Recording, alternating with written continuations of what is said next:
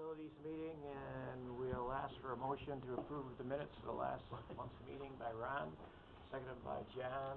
Any changes? Any comments?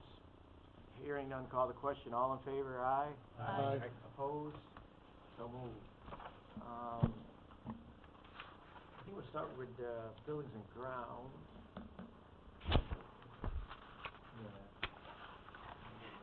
Okay, Frank, you want to go ahead? Sure. No one wanted to comment, so that's why I was looking around. First item on the agenda is to amend a resolution for the open door group. Originally in the resolution they had asked for a starting date of 12/16, and they would like to change that to 11/15 so that they can get things ready in the building. Okay, motion to get it on the floor. Matt, seconded by the other Matt. Any discussion? I do. Month sooner. Yeah. Anything else? Okay, call the question. All in favor? Aye. Opposed? So moved. Second item is a request for a resolution for an asbestos and lead removal contractor. The bids are out, and we would like to approve the lowest bid contractor, so that when the bids come in, we can have it in place. Okay. Motion to get it on the floor. Ron, seconded by Evelyn. Discussion. Any questions? Is this for a specific job or just to have it so that as they come up? Go ahead. This is for the kitchen area. A couple months ago, the committee had authorized us to go ahead and remove some asbestos and remodel this section of the old kitchen that's down near probation wing. So this will get that underway. The bids are due on November 10th, so we should have a contractor named for the final resolution to go through the board meeting. Okay, any other questions? Okay, hearing none, call the question. All in favor? Aye. Opposed? So moved. The next item is a request for a new contract with Castleman Electric, and also the last is a request to rescind a contract with J. McBain Incorporated. The original bid for the construction project was withdrawn by McBain, and we need to award to the next lowest bidder, which is Castleman. So it's two resolutions, one to rescind, one to award. Okay, Ron? What's the difference in the low bid and the Castleman? The bid tabs are in your packet. They were pretty close. You look at page 10. McBain is all the way on the left and Castleman is all the way on the right. So about $7,000 difference. Okay. Okay, motion to get it on the floor by Matt, seconded by Ron. Any other questions? We're going to do both of these at once. Is that good for you? Yes. Okay. Is that the intent? Okay, hearing no questions, call the question. All in favor? Aye. Opposed? So moved. Under information and discussion on the court project, just to give a brief update, the construction fencing is going in today. If you've noticed when you pulled in, we're going to have probably a few days of reorganizing people, the way they come in the building, and getting things straightened out. But the fencing will be up with some gates on it. The asbestos abatement is scheduled to start towards the end of this week. They'll be cutting a hole through the wall below probation, so the probation lobby entrance will be closed off while the abatement's going on. It'll probably be a week or so that that's closed. Probation, the clients now come in the magnetometer entrance, so it won't affect that, but the employees will have to go in another entrance for about a week. And I've contacted probation and let them know that. Other than that, I think we're on schedule to get some site work going. The temporary entrance for the courts will be started in about 2 weeks, and that has to be up and running before they close off any other entrances on the court side. Okay. Anyone have any other questions about the startup of the courts project? No? Okay, Frank? The next item is an update on the Bergman review of Siemens contract. Jeff, I don't know if you had any more on that. Well, the working group has met, again with Bergman, and, we're anticipating a final draft to be out within a couple weeks. That'll undergo an initial review to make sure it's complete and in compliance with the scope. And, that'll get an initial review from my office, and then any comments will be incorporated into the final draft. It'll be out shortly after that, so we're getting close here to getting their final report in accordance with that scope, and we'll have that to the committee as soon as possible, as soon as we receive it. Okay, Claudia? I'd like to call for an executive session. If Okay. the county attorney could provide the proper language for us. My understanding, thank you, Mr. Chairman, my understanding is that Supervisor Bramer would like to discuss proposed litigation in an executive session having to do with Siemens and both of the projects. That- So that moved. motion you're putting on the floor? Yes. We have a second. Matt, any discussion? Call the question, all in favor? Aye. Opposed? So moved. We're going to executive session. You want me to stay? Do you want Mary to stay? Yes, please. Mary has to stay.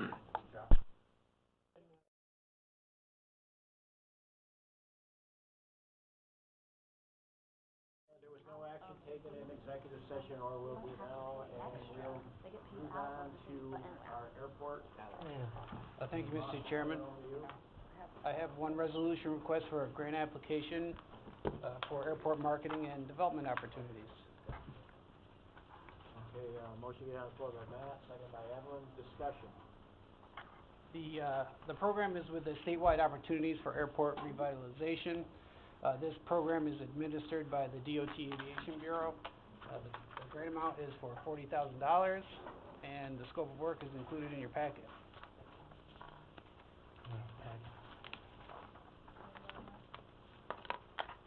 Claudia? I'm moving that. Do we need a motion on that? No, I already moved it. No, we got a Oh, motion sorry. and a second. I thought you had questions. Any questions? Call the question, all in favor? Aye. Opposed? So moved. Thank you. I also provided some handouts. They're the seeker documentation for the runway extension. What we have here is Part 2 and Part 3 proposed draft documents for the seeker process. I've also included the worksheets for the seeker Part 2 in there for your review. What I'm asking is that the committee take a look at these documents. If you can, provide any comments, suggestions, questions to me by November 14th. That gives the committee 2 weeks to review the documentation. We'll incorporate any changes that you would like into those documents and get them on the agenda for next month's committee. Any questions? Rachel? Ross, perhaps I missed it, but were these emailed out as well? No, they were not. This is, Could you email them out as well as other copies? they might be a little large to email. I will see if I can email them. If not, I'll put them on the CD and give them to the clerk of the board so that she can make copies of them on CD. I'll see if Can I they can just be in a email format where we can edit? them. Like I mean, I guess I can turn it into PDF and edit, but whatever format would be the easiest for us to be able to make comments on it. Okay, Thank I'll you. do what I can. Thanks. The other item associated with this process, the committee has an option. You can do public scoping for the draft environmental impact statement for seeker. Public scoping is not a requirement under seeker, it is optional. As it being not a requirement, we did not include it in the scope of work under the grant. So this would have additional costs if you do decide you want to do public scoping for the environmental impact statement that we're proposing under Part 3. Why don't you explain public scoping and Well, details? under seeker, we have to develop a draft environmental impact statement, and for that document, you can do a public scoping. You can have a meeting where the public is invited to come in and provide comments, or you can do it in writing post a legal ad and seek comments that way. Okay, committee's pleasure on public scoping. You don't, you can mull it over and decide at next committee. You don't have to Okay. make that decision today if you don't want to. Evelyn, did you have anything? No, that's fine, we can wait, that's. Okay, so at next meeting, we'll see what the committee's purview is. Ron?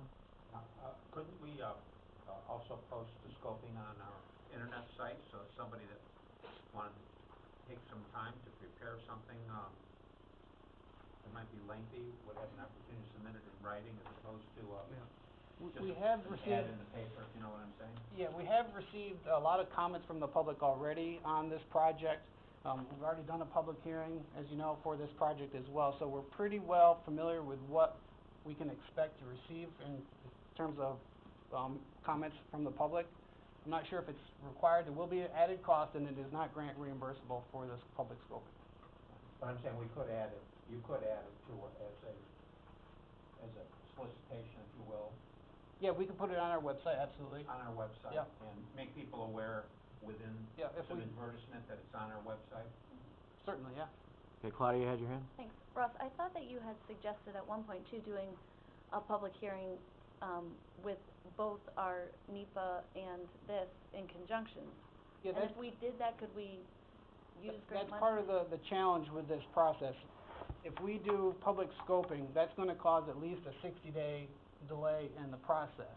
And what'll likely end up happening is the NEPA process and the seeker process will probably, those tracks will probably start to diverge, and our opportunity to do a public hearing for both processes at the same time will likely separate. We'll probably have to do a public hearing for seeker and a public hearing for NEPA separately, which is part of the reason why the costs in here are so high.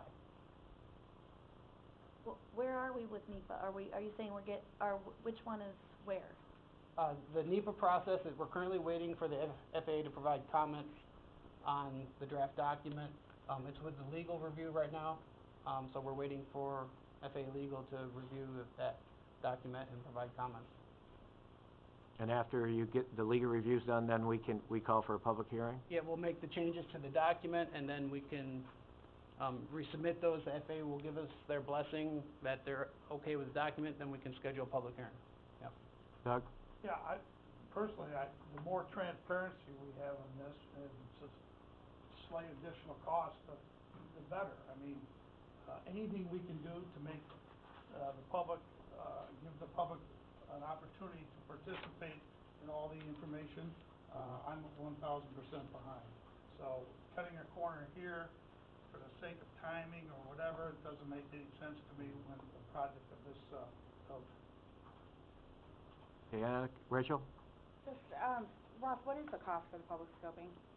Worst case scenario, CNS put together a scope of work with a fee schedule, and you're looking at almost $30,000 $30,000 in order to have, to do public scoping. Yep.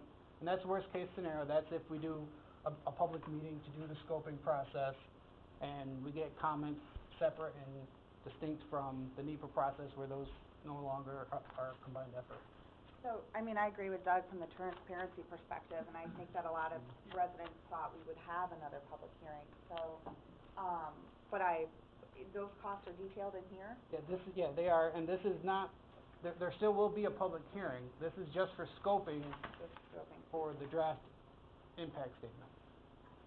Okay, so the costs are in here when I read this. I'll see it's from CNS, the $30,000 figure. Yes. And that will be broken down. Yes. And then, can you just provide us perhaps with a overall, I know you talked what public scoping is and what the difference is, but maybe if I'm the only one that needs more clarification, maybe just email me the, Sure. Take a look at the document that's in here. There's a pretty lengthy scope of work that describes what that process entails. okay. I would suggest, yeah, just take some time to review that. That's it. Yeah. Yep. Take some time to review that document. Get any questions you have to me, and I'll get those answers back out to you before the next committee meeting. Okay, thank you. without, Jeff? public Just a second, go ahead, Jeff. I'll just, if you take a look at that page 1 of the scope of work and the bulletized list, you'll see that it's very similar to the content of the draft environmental assessment that has been done, and we've had the public meetings on, and we're gonna have another public meeting on, so, you know, and discussing it with our engineers, you know, we don't really feel like there's gonna be anything new coming out of another scoping of a seeker process for the same type of document. It's more of a matter of, you know, do we prefer to do it from the standpoint of, you know, giving the public that, you know, maximizing public input, but we think it's gonna be quite redundant to the other effort. That was my question, Mr. Chairman, that, we're gonna have a public hearing anyway on this. And, as you point out, there may not be a lot of new information coming forth, but, we will be having a public hearing, so the public will be heard on this. Anyone else? Evelyn? If we delay and the scoping is optional, the public scoping is optional. Mhm. If we delay and we don't start this, say, till after next month's meeting, is that gonna impact our process significantly, or? What that'll end up doing is the two different tracks for the federal process and the state process will start to diverge. Right. It's always been our plan, it's always been in the scope of work in our budget to do both the seeker and NEPA, the federal and the state at the same time, the one public hearing for both. It will impact we'll have to have, multiple public hearings instead of just one, and that does increase the costs associated with doing multiple public hearings So if this for is the same project. if this is an optional thing, which I still think has value in doing it, even if we do get some redundancy, I almost think it would be better to get it going now, maybe run a legal ad and get it up on the website like Supervisor Conover said, and get that pushed so we don't start to diverge our tracks. My concern is if we start splitting it, it's just gonna create more work and more expense. It seems to me that we can, you know, there's still gonna be public hearings, we've had public hearings, we've gotten a lot of comment already. It seems to me that we'd wanna move forward with going ahead and getting this information out there and start taking comment, maybe we can get that resolved before we hit the public hearing. But we gotta spend $30 grand to do that. I think process-wise, I think you have to first do the part 2 and part 3, and then you can scope out the draft environmental Okay. impact statement. So I think you have to do those processes first before you move on to Okay. seeking public input on scoping. Evelyn? Or, excuse me. Go ahead, Claudia. Wow. Thanks. I disagree. We are the lead agency and the project sponsor here. We can make it be whatever timing we want. If we want to hold off on one so that the other one catches up and do everything in conjunction, we can do that. There's no reason we need to hurry along the one, because we're still waiting on FAA to get back to us. I mean, have they said it's coming out next week? And even if it did come out next week, we can sit on that. There's no reason we can't wait. I mean, we've already waited 6, 8 months, 9 months, however long it's been. No one is gonna challenge the timing except for us. We're the project sponsor and the lead agency. So the timing in seeker is for the benefit of the project sponsor.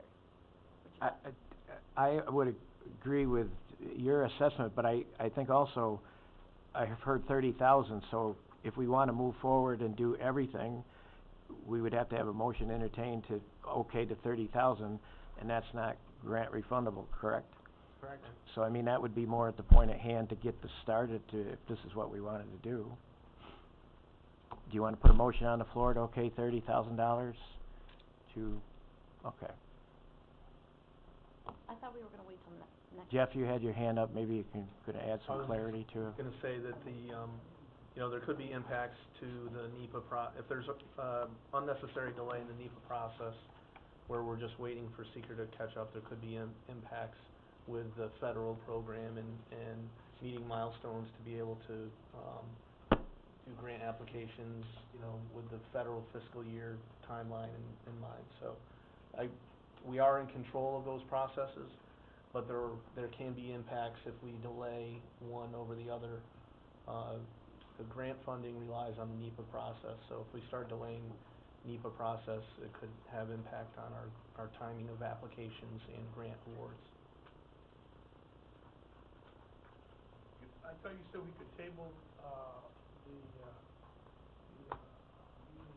till the next meeting to determine whether we wanted to have that second public hearing. That's right, Ross, you said it doesn't have to be decided now.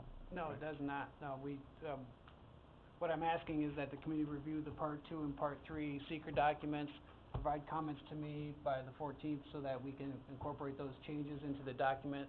That way we can get it on the agenda for next month to make a determination, authorize the chairman to execute those documents, and then we can submit those to the state, to DEC.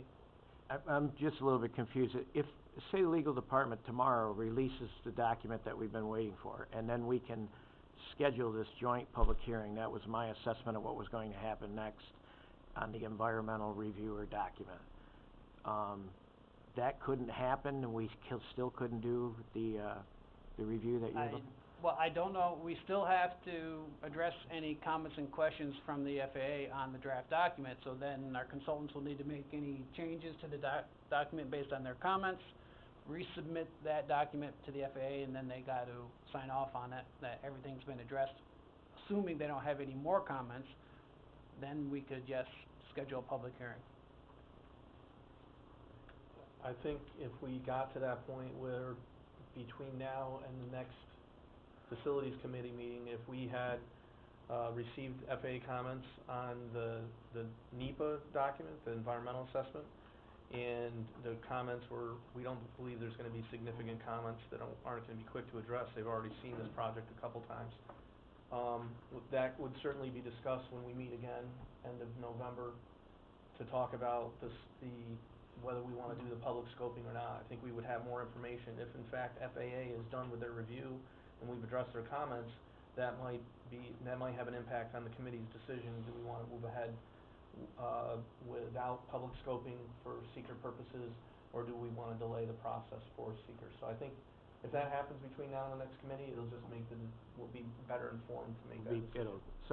It'd be better to wait to see if something develops like that, and I think based on what Ross is saying with the part 2 and part 3, we have to wait anyway. We don't have to make a decision on the public scoping yet anyway, so we, is the committee clear on that? Are they comfortable with the explanation? Okay. All right, what else you have, sir?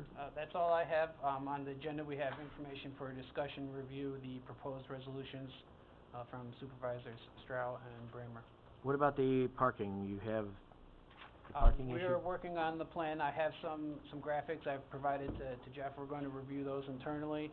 I'm going to meet with the Pilots Association in another couple of weeks. We're going to have a meeting with them as well, present them with some suggestions, get more feedback, and hopefully have some new parking guidance out at the airport. Okay.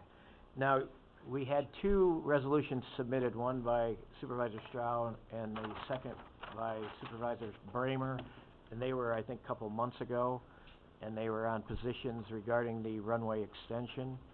I thought as chairman that if you thought it was appropriate or misappropriate, please let me know, that we would entertain motions and seconds and vote on them.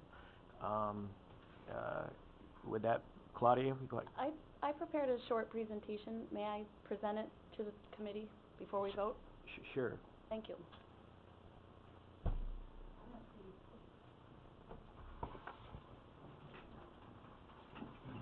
Jeff, if you'll help me. Sure. Through. Okay, thanks, sorry. Do you want me to answer your question? No. Okay. I don't want you to. Thank you, Jeff. Yeah, Okay, you can go to the next slide, please. Okay, we have a great airport. Both my resolution and Supervisor Strauss' resolution talks about what a great asset this is to the county and how much economic activity is being generated by the airport, both through staff, employees, and also dollar amounts. And we have invested significant amount of money into the airport on an annual basis for the last several years. Just this year, we have invested around $400,000. That's in county dollars, and it's about $5 million total through the grants that we have. And I have voted in favor of all of those investments. I think it's wise to make good investments in our county assets so that we can keep them up to date. Currently, the runway 119 is 5,000 feet long, and it's already longer than the Saratoga runway, which is 4699, as you can see there. However, Saratoga receives 4 times more traffic than our airport does, even though their runway is shorter. I'm going to try to do this myself. Okay. All right, Jeff, can you help me out, please? You got it. Oh, I did, okay. So I just wanna back up a little bit. I have a copy of the 1991 master plan, and it talks about a proposal to extend the runway 119. In the future, at some point, nobody ever took action on that because it wasn't felt that it was needed at the time. And in that document, it talked about extending runway 19, which is the one that goes towards the north, extending that to the north. And the reason they decided that was the preferred alternative was because extending runway 1 to the south was too difficult. They recognized that there were terrain obstructions and the wetlands were there, and other issues made it extremely difficult to extend that runway to the south, and they decided not to do that. Runway 19 was the preferred alternative, however, that was not able to be accomplished, and my understanding is that was due to a landowner problem in that direction, and also Hicks Road is in the way. So that's the reason for going with this alternative now to the south. And the other reasons that I've heard are for greater ease and safety for existing private jet owners and operators, so that they can take on greater amounts of fuel and travel longer distances without stopping after leaving Glens Falls. And the reason I put an asterisk by safety is that runway 1 is already the safest, one of the safest runways around our area because of the extensive obstruction removal activities that have taken place there, and because of the technology. The ILS system that we have makes it very safe for coming in and out of our airport, and I will let you know, if you don't already, Saratoga does not have the ILS system from my understanding. And so another thing that I put an asterisk by the safety is because in this proposal they're changing the location of the ILS antenna equipment to the other side of the runway, and that's actually going to cause safety problems because when people are driving up and down the driveway next to the runway, they're going to interfere with that ILS system and the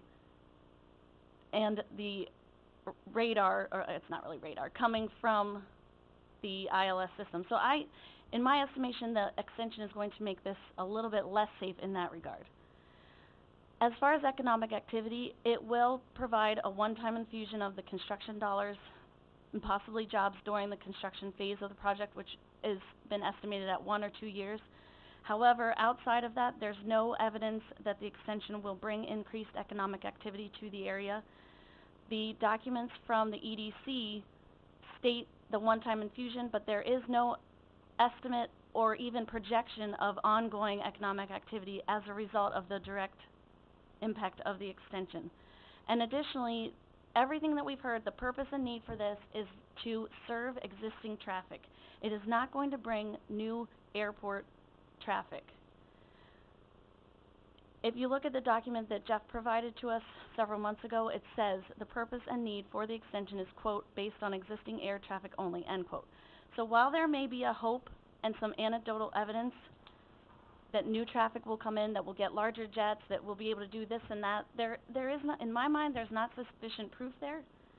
And that means that if no new planes are coming in, we're not actually getting new economic activity.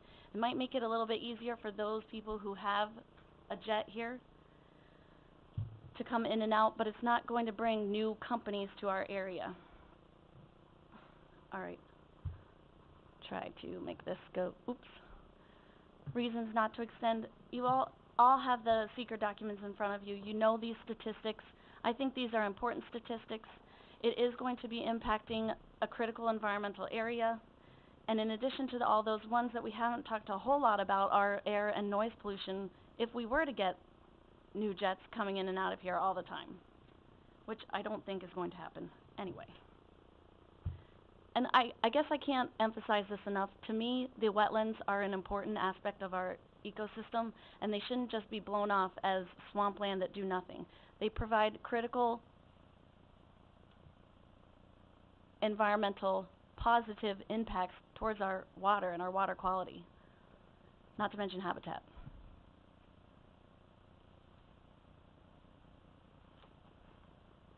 Okay, Jeff, can you help me out, please? All right. And I also want to touch on this a little bit.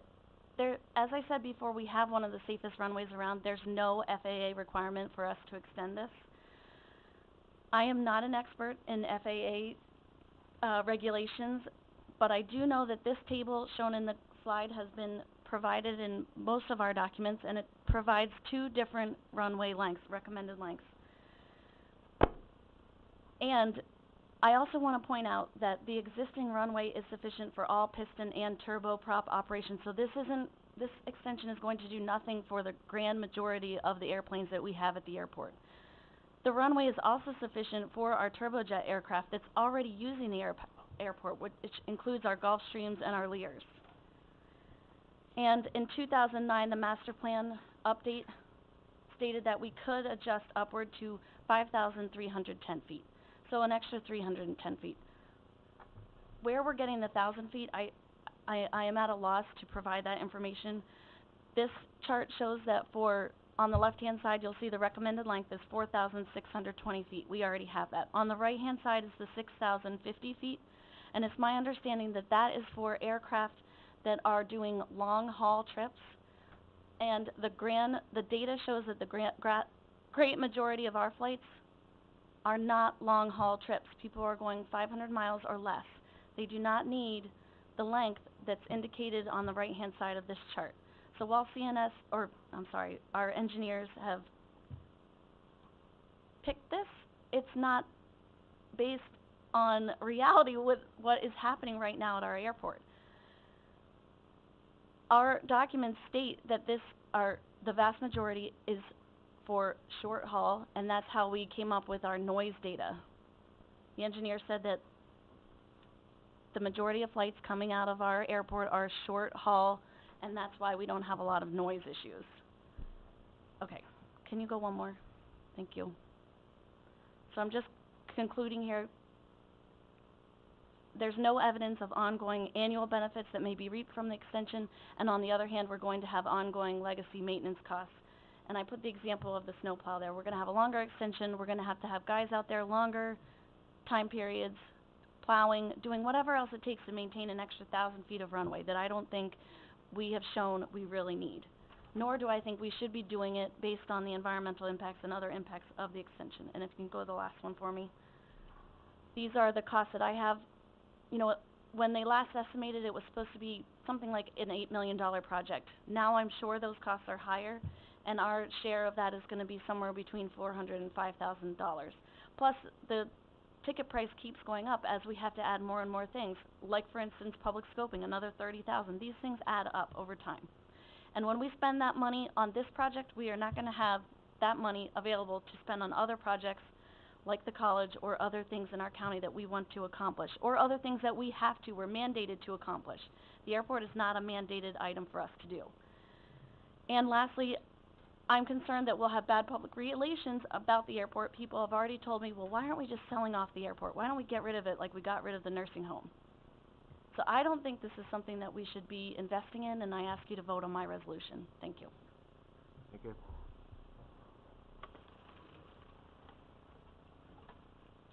John? Yeah, thank you.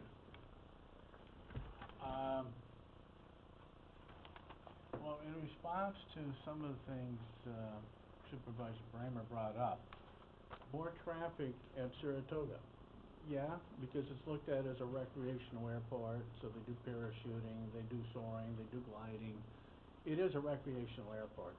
We have an opportunity to make our airport the premier airport of the North Country, to give a leg up over what Saratoga can't do, and that's better accommodate jet traffic.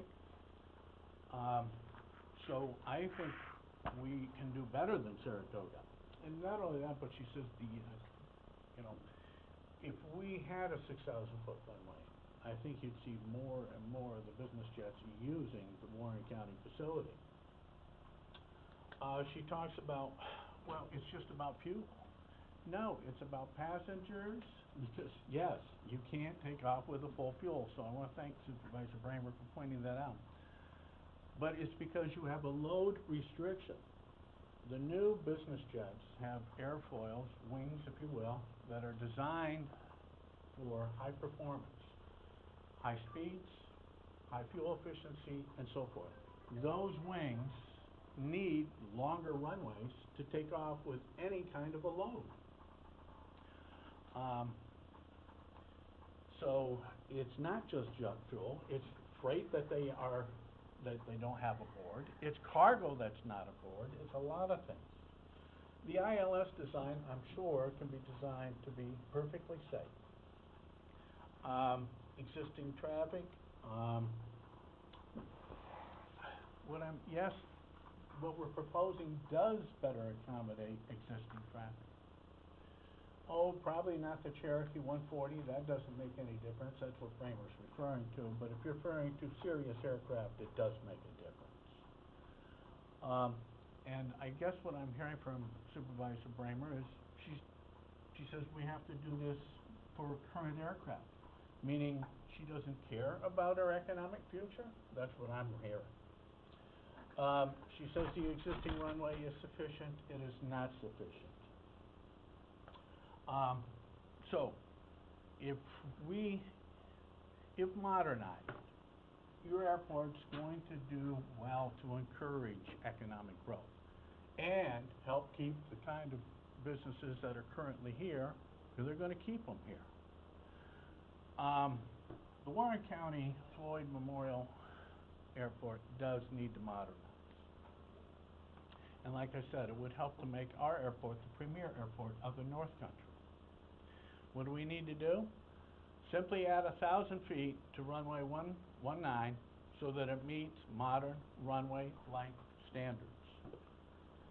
The fastest growing segment of the aviation industry is the business jet industry, and our 5,000-foot runway does not serve them well. The new standard is 6,000 feet. In today's world, and probably more so in the future, business jets play an integral part in the functioning of an economy. They help make it thrive by bringing in the expertise and the capital that will fuel the regional economic engine. So to assure your economic future, to assure their economic future, many other airports have gone to the new standard, the 6,000-foot standard. Whether you go to Concord, New Hampshire, whether you go to a variety of other places, too many to mention, they've gone to the new 6,000-foot standard. So if you wish to never give a reason to our local businesses to leave, to our highly educated youth to leave, because they have to go someplace else for a better job, then we need to accommodate a 6,000-foot runway. We need to put in a 6,000-foot runway so that we'll better accommodate the business world. Let me give you just one example. The Gulfstream 650, which can be configured to seat as many as 19 passengers. It has a takeoff distance of 5,858 feet with maximum takeoff weight under sea level conditions and standard air pressures, okay? That's just short of 6,000 feet. And like I said to begin with, the new business jets, the old business jets with any kind of load need a 6,000-foot runway. So that's just one example. Business jet wings, like I said, have been designed for high performance, speed, fuel efficiency, and that means a longer runway. It's just plain the way it is. So as you can see, a 6,000-foot runway is adequate. It's not great. For the Gulfstream 650, it's just barely adequate. We're not asking for 7,000 foot or 8,000 foot. We're asking for 6,000 foot, a mere 1,000 foot beyond what we already have. So if you want to invest in our region, this is one of the wisest investments we can do. The Albany Business Review, October 21 through 27, last week's, that came out, pitched an article. Private flying soars as businesses get on board. The article highlights the recent growth in the private jet world, discussing the industry's new variety of uses. Significantly to the business world is the ability of the private jet industry to provide timelier, more direct, and sometimes cheaper transportation than the airlines. Richmore Aviation Manager Sharon Richards says competition has increased from new companies that are in the area, such as Blackjet, JetSmarter, and others, which offer on-demand services for charter flights similar to the ride-sharing service of Uber. It's happening in the business jet world. The potential for even more future growth in the private jet industry appears likely.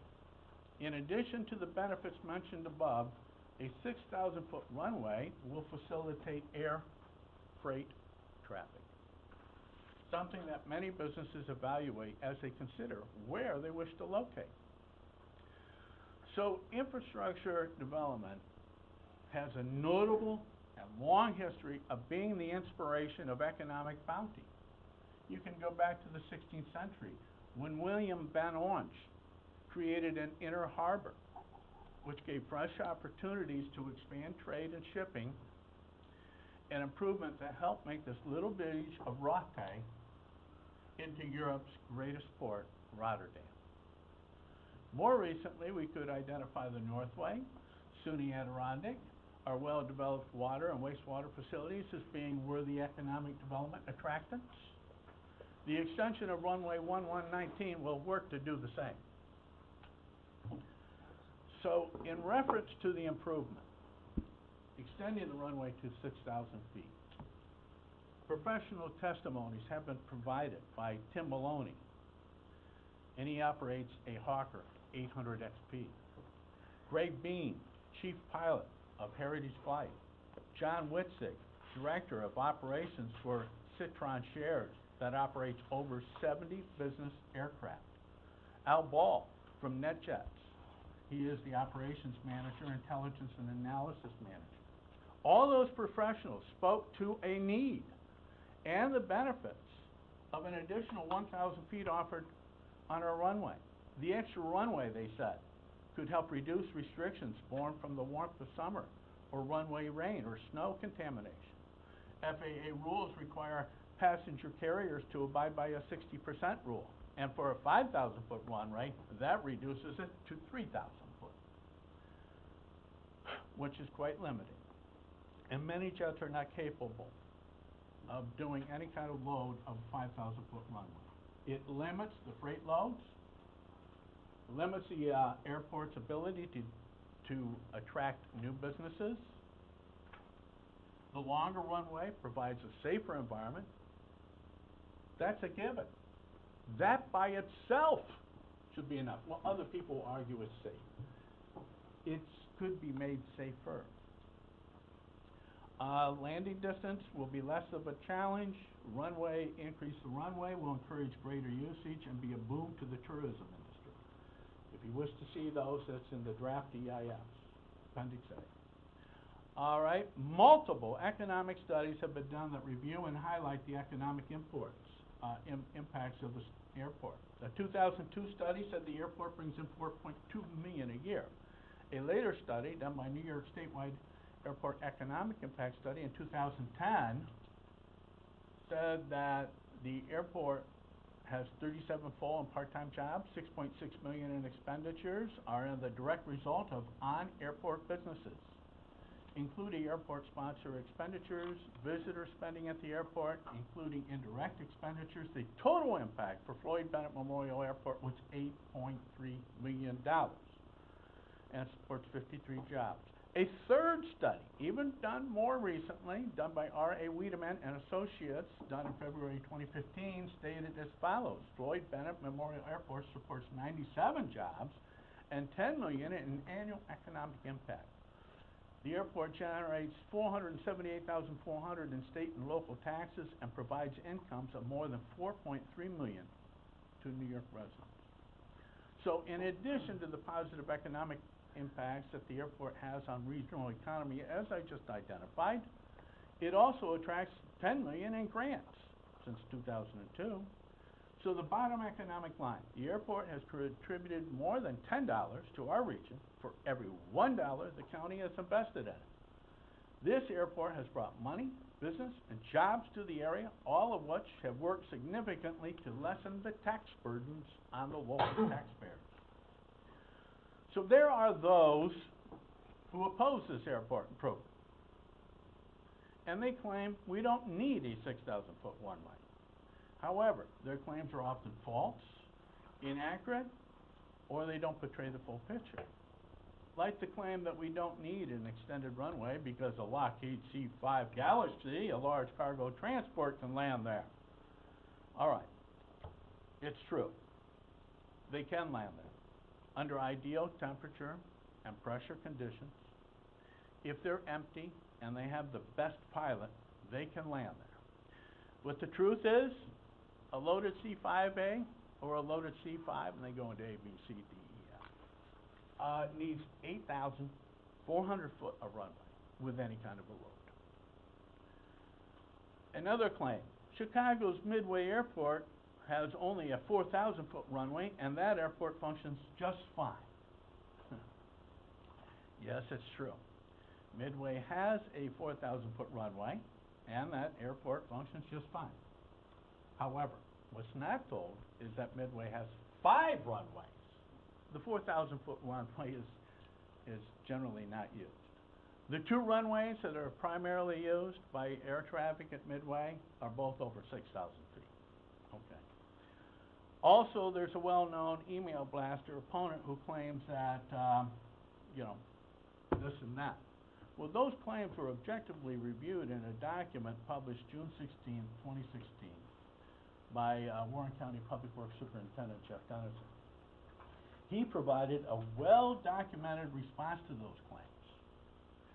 Claim after claim was countered and characterized as false, not accurate, mixing comments, or suggestion was reviewed in detail and rejected. Some of the same also claim that the runway should not be extended because of environmental impacts. And those very same folks vote to block attempts to review the potential environmental impacts. Go figure. I've asked them, what if, while extending the runway, we could actually improve the environmental conditions of the impacted area, like make the surrounding ecology healthier? Would you then support the runway improvement? No reply. I believe that we can rest assured that the county will work with the New York State DEC and other agencies to assure that the environmental disturbances and impacts are eliminated or mitigated so that they are not substantial or possibly even improved. Another obstruction strategy is to tie the airport's operations costs to the runway extension improvement. The extra 1,000 feet of runway might increase operation costs, but the amount would be minimal. Should we investigate reducing costs? Yes, always. However, in this case, seeking operational efficiencies should be a separate topic. Combining the 2 separate issues is counterproductive. I have already had discussions with key stakeholders on the topic of reducing airport operation costs, and even though they were only preliminary, they seem to offer some promise. All right, how about the cost to us taxpayers? As you have read, the cost will surely be a worthwhile investment. The estimated $8 million project will be 90% funded by the FAA, 5% by the state, with a local share of about $400,000 or $6.12 per Warren County resident, or about the price of a sandwich. For the most part, the FAA will fund this great opportunity with funding that can only be used to fund airport improvements. In return... John, are you going to be closing up shortly? I'm closing up. Okay. Last paragraph. In return for the $6.12 resident cost, the residents of Warren County would get a significantly improved airport, a safer, more viable Floyd Bennett Memorial Airport, an airport that will better serve the business jets, the fastest growing segment of the aviation industry, and the segment of the economy that brings jobs and capital. Improving our airport will open doors for opportunity for our area. Not improving the airport will close those doors. Thank you. Okay, we just had 2 presentations, one for and one against. I would ask to get a motion on the floor. Claudia, for your resolution, if you I'll want? move it, yes. And could you just state it so it's in the record, and then we'll have discussion. I'll call on you, Doug. Okay, mine is titled Resolution in Support of Floyd Bennett Memorial Airport and Against Airport Runway 119 Extension Project. Okay, and could we have a second?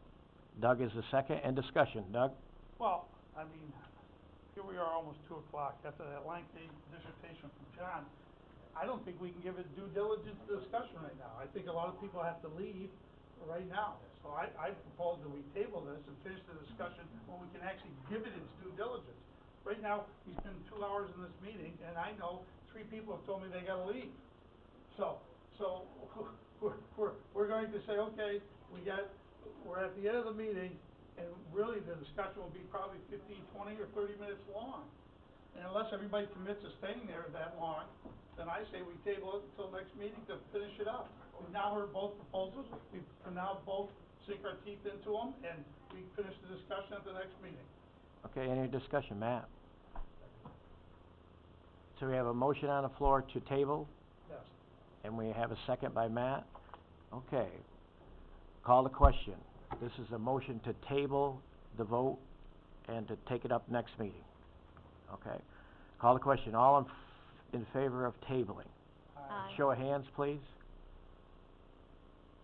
Keep them up. 1, 2, 3, 4. Okay, all against tabling. Okay, motion fails. Any other discussion? Pardon? Yeah, he knows. Yeah, I have a discussion though. I'm gonna be a while, so everybody settle in. We have a motion on the floor, okay, and a second, Discussion. and we had discussion. No, we haven't had discussion. We're at the discussion point. You're just on a discussion point. You asked for a table. We had a second on that. We voted on that. We're going to continue with discussion on Claudia Bramer's motion. We're going to continue the discussion on Claudia's. Claudia's motion is on the floor, okay? It's been seconded, and we are in the discussion stage. That's how you got the floor, okay? We heard from you on it, your opinion that... Will I have an opportunity to discuss Mr. Strauss' resolution? The hope is that we have this vote. Yes or no? I think that's a yes or no, Dan. Will I have the opportunity to discuss Mr. Strauss' resolution before we vote on it? The reason I'm not answering is because if Claudia's motion passes, No, I just want to know it yes would, or no. I think it would make Mr. Strauss' point mute. No, I'd still like to discuss it. Okay. Well, I say yes right now. Okay, With so the, I will get with an the opportunity. information I have at hand right now, yes. Seems only fair. Okay, any other discussion on Claudia's? Rachel? I too have a time conflict and am well past it, but just as it relates to Claudia's, resolution, one, I want to say I really appreciate the formal presentation, but also I think she highlighted a few points that we all struggle to find funds for projects like the college and other things that are important to our community. But she did highlight the fact that this isn't a mandated project, that we have had numerous interactions with people in the community. I, for one, appreciate the research and the time and effort that you put into it, especially being a new member on the board and thinking everything, putting it all together. So I support your resolution. I think that it makes a lot of sense, and I wanted to compliment you on the efforts that you put forth today. Any other discussion on Claudia's motion? Okay, hearing none, call the question. All in favor of Claudia's motion, please, a show of hands. 4. All opposed? You have it? Okay, motion fails. Mr. Strauss? Yes, I'd like to put my motion on the floor, and my motion was a resolution that you've all seen in support of the Floyd Bennett Memorial Airport Runway 119 Extension Project as outlined early in the afternoon here. Second by Ron Montesi. Discussion. Claudia? I just have one quick point. On John, I did talk to Mr. Bartholomew about his name being in this resolution, and he told me he had not given authorization for him to be publicly in this document. So I would ask that John amend that to take out Mr. Bartholomew's name. I did in fact ask Ed if I could use his name before I put it in. But I have no problem with taking out any of the names. It doesn't really make any difference in terms of the content of the resolution. So the amendment, you're amending the names attached to? I can take out the section for the names, but I did, in fact, ask Ed Bartholomew if I could use this in a resolution. I did share this resolution with Ed Bartholomew, and, you know, he indicated, very positive indicators. But, if I would get Bramer's vote for doing that, I'd be glad to do that. Doug? Yeah, I got two comments. That's correct, Mr. Bartholomew never gave his okay to do that. I talked to him personally, and also Chuck, Barton also said that they were very surprised that Mr. Strauss would take the liberty to go ahead and put his name, Mr. Bartholomew, in there when he didn't do it. So I find that troubling, to say the least, that we're putting names of head of the EDC in documents when they didn't do it, when they didn't say. So that should trouble most of us. But let's address a few points of Mr. Strauss' manifesto. He had a lot of, I think this will happen, I think this will happen, I think this will happen. Well, thinking's great, and John's a thinker, and we're all thinkers. But I want more factual proof, I want data. And when you use a report that says that we have 97 jobs right now at the airport and $10 million, that report's based on an average, that they took a survey around New York State, you know, that's very disingenuous to try to even use those numbers. And let's go back to the head of the EDC. He brought in a guy named Phil Morris, who happens to have the largest jet out there. Phil Morris, the most successful businessman in Warren County, who is Ed Bartholomew's mentor, who is anybody's mentor, he stated, and he sent a letter to everyone on this board 3 years ago. If you think spending $8 to $10 million will bring in any new economic data or additional money, you're mistaken. Take care of the people you have now. That's where you should be spending your money. And he went further to say, I know that won't be a popular position, but that's how he feels. So when people use Phil Morris's name, I kind of find it ironic that the guy with the biggest plane says, and the most successful businessman saying, don't do it, because it doesn't make economic sense, which was part of John's reasoning. Now, a couple of the other things here, he says kids are going to move out of the area if we don't expand the runway 6,000 feet. I mean, I almost chuckled at that. So we're going to lose people because we don't have a 6,000 foot runway. The kids are going to move away. I mean, come on now. That's a little stretch even for old Duggar. The aircraft has gone down in its designation. We were a larger aircraft 10 years ago. Now we're even smaller. That's based on what aircraft actually use the airport the most. And if you use that premise, which the FAA wants us to, then we only need 4,620 feet, according to the FAA. So that's a fact. And when John says, well, you know, we're going to get all these other planes if we extend it 1,000 feet. 4 times the amount are using Saratoga now. They don't want to extend the runway, and they have a shorter runway. So that argument is just disingenuous. It doesn't make any sense. It doesn't make any sense at all. Zero. And let's get right to the crux of the matter. 3 or 4 jets had to stop to get refueled going to Europe or even to the West Coast. They had to stop. Pardon me? Same old. Well, Dave, are you going to interrupt me? I'm sorry. Dave, I'll take care of it, Doug. I'll take care of it. Thank you. Please, we have Doug has the floor. It won't happen again, Doug, I promise. Meeting at 12 o'clock when it was. David, I'll have to ask you to leave if he has the floor, please. No, thank you, Mr. Chairman. I don't like being interrupted. I'm sure other people don't either. So let's get this out here. It's a convenience issue.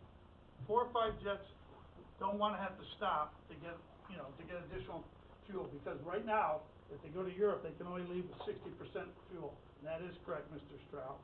They only leave with 60%. No one can even give us the data on how many jets have had to refuel. But I do know, according to the law, that jets are leaving Warren County Airport and going to California without having to stop. The Napa Valley. Without having to stop and get more fuel. So this thing of, it's gonna be an economic driver, we'll be able to get more fuel, it just doesn't resonate. And one other final thing is, when I did campaign, 490-something people out of 500 were against this. So if we think it's publicly a nice public position, that it's a good thing, the people who vote and the people who it's money do not agree that this is at all an economic driver, and they'd rather have their money spent elsewhere. Now, some of the smaller towns may say differently, but Queensbury being the largest town, and I knocked on 500 doors, overwhelmingly do not want it. So, I could go on and on, but, I think you get the gist of it. Thanks. Thank you. Discussion. None, John? I will Now, amend. Travis, I'll call you right after the supervisors, okay? If it will assure some people's comfort level, I will take out the 15th whereas, which does refer to people I did talk to and did show the resolution to. But if it would, because it doesn't. That's your prerogative. Is that what you would like to do? I'll is strike the 15th whereas, which is the the. 15th whereas, okay, is being struck. Okay, and that's all right for the two that made the motion. Ron, that's okay with you, and a second by John. Okay, any other discussion from the supervisors? I mean, Rachel? it's clear we're not gonna hear from everybody else on why it's such a great project to move forward, because clearly this has been in the works for quite some time now. But my only point is, the day that I changed my mind on this project was the day that I read in those reports that the current need, according to our FAA guidelines, the reason we're moving forward with this grant is for existing aircraft. And up until this point, like John just talked about, it's all about what we could do, what might happen, where jets might come in. But the documentation, John, states Not true. is only, Please, Rachel has the floor. the documentation that I read from Jeff that was given to, or was from CNS, right? Jeff, am I correct? You're talking about the Seeker Part 1 document, where Right. there's a project description that is defined, yes, exactly by the FAA guidelines on what they want considered in that. And I think that's an important acknowledgement that it is for existing aircraft, so. Okay. That's all I believe. Any other supervisors? Travis? Chairman,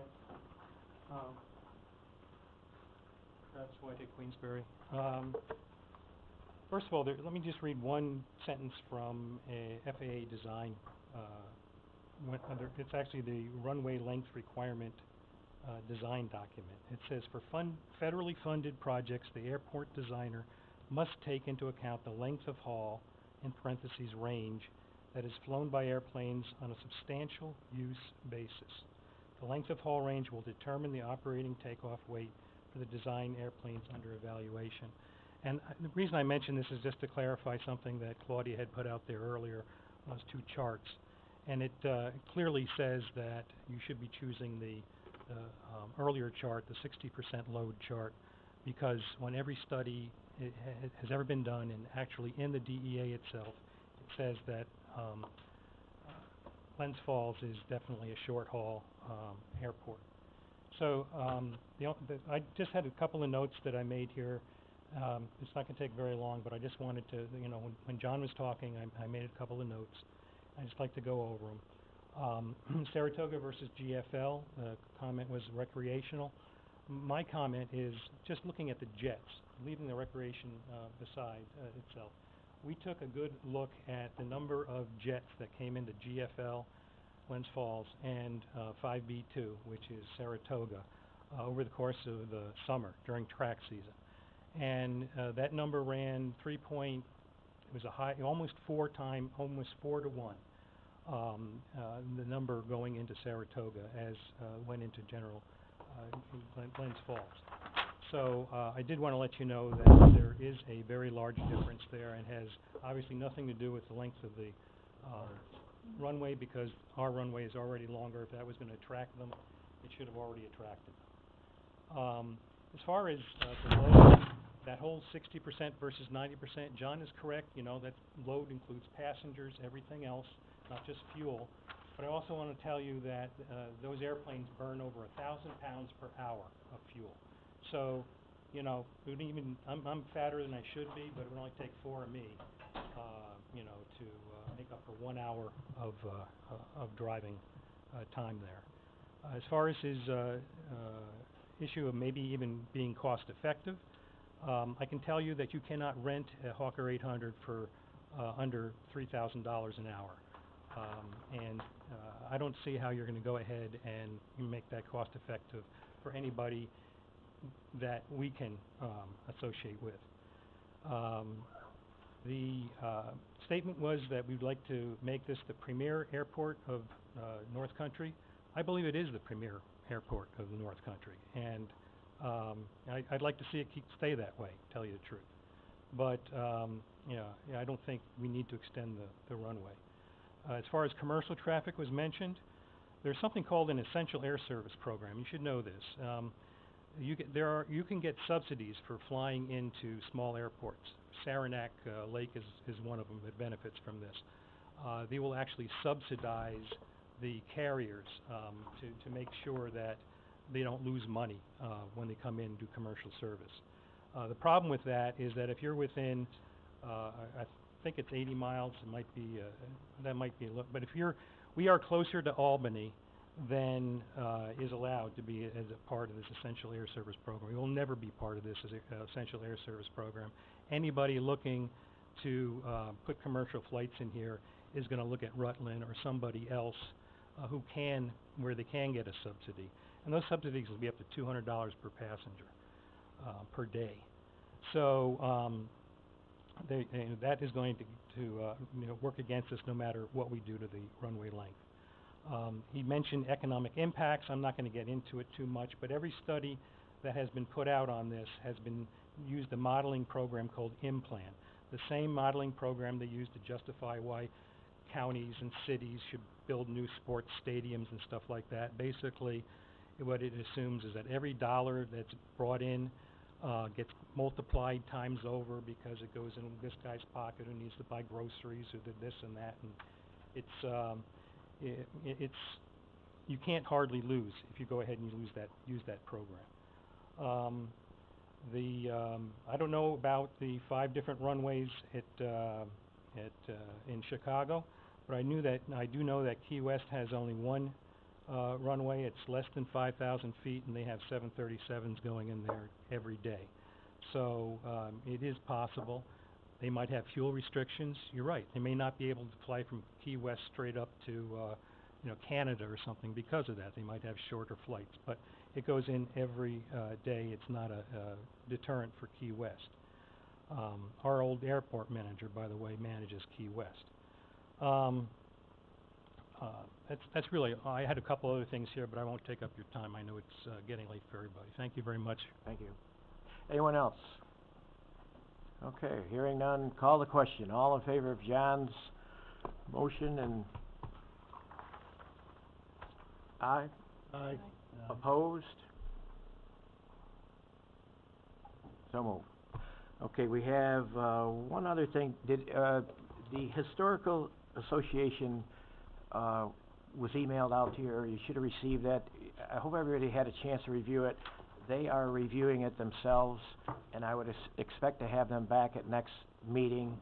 And if you have any questions or whatever, if you get a hold of Brian or Mary, you know, so that we could address it, because we'd like to act on it at next meeting, if that's okay with the committee, all right? And we have one, a short term for executive session. Jeff, can you explain what it's for? That was to address the performance of a particular company that the county's contracted with. Okay, could we have a motion to go in executive session? Matt, second by Evelyn, all in favor? Aye.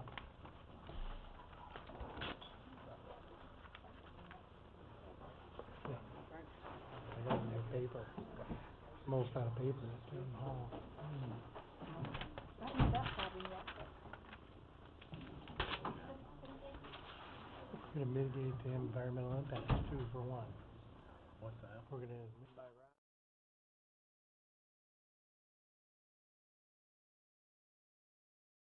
All in favor? Aye. So moved.